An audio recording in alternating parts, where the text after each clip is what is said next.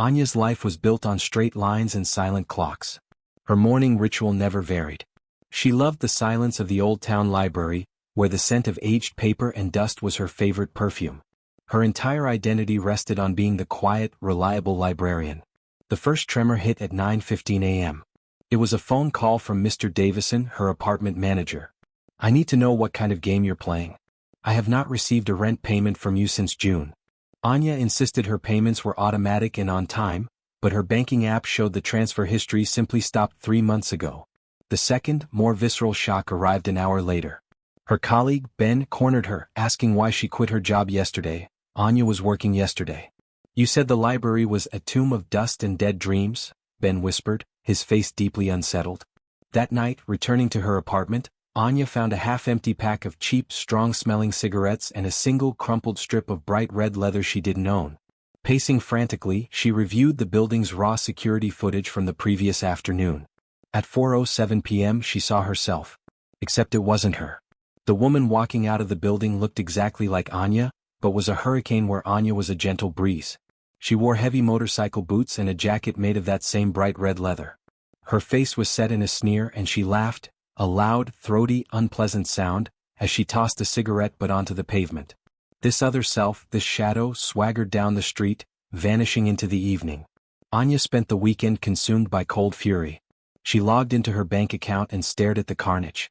Her credit cards were maxed out with transactions she couldn't mentally process: Biker Bar and Grill, Lucky Devil Tattoo Parlor, and a substantial purchase from a shop specializing in vintage racing motorcycles. The other self was building a whole new, chaotic life on the ruins of the old one. The formal termination notice arrived from the library director, citing gross misconduct, theft of library property, and verbal abuse. Her world had collapsed in 72 hours. Her one clue was the Biker Bar and Grill, a dive called the Rusted Gear. She drove across town and, scanning the room, saw her target. The shadow was sitting at a sticky table in the corner, holding court with a group of intimidating bikers. She was wearing that damned red leather jacket, her face animated and flush with exhilaration. She was uninhibited, dangerous, alive. When the shadow stood up to leave, she made eye contact with Anya, but there was no recognition, only a flash of arrogant dismissal. She pulled on a helmet, and the roar of a powerful engine faded into the night. The final straw came via a cold text message from her younger sister. "Mom and Dad are worried. Call me when you stop drinking and pretending you don't remember who we are. You're scaring everyone." Anya realized the shadow was not just stealing money, she was successfully seizing control of Anya's entire social world. Anya decided to act. She tracked the shadow's recurring late-night purchases to a 24-hour convenience store. At 2:05 a.m. the shadow swaggered out. Anya flung open her car door and rushed toward the side alley. "Stop," she yelled. The shadow paused, lifting a cigarette to her lips. Well, look what the cat dragged in.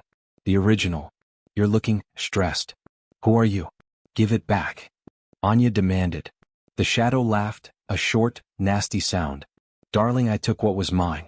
You've been living in a cushioned cage for 10 years. You wrapped yourself in routines and rules and expected me to just die inside your pretty little head." She stepped closer, and Anya noticed a small silver scar tracing her jawline.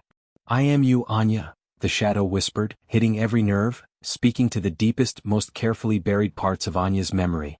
"I am the Anya who didn't let that accident break her. You were always too weak to live your own life." Anya raised her phone to call the police, but the shadow was too fast. She threw the burning cigarette into Anya's face, delivered a brutal punch to her stomach, and pinned her against the wall with surprising strength. "This is my road now. Go home. If I see you again, I won't just steal your life. I'll take your breath." Sprawled on the concrete, Anya eventually called the police. The two officers exchanged long, skeptical glances. "Ma'am," the older officer said slowly, "we understand you're under stress, but you're telling us you had a fight with your own twin?" Anya realized the horrible truth. The shadow was invisible in the eyes of the law.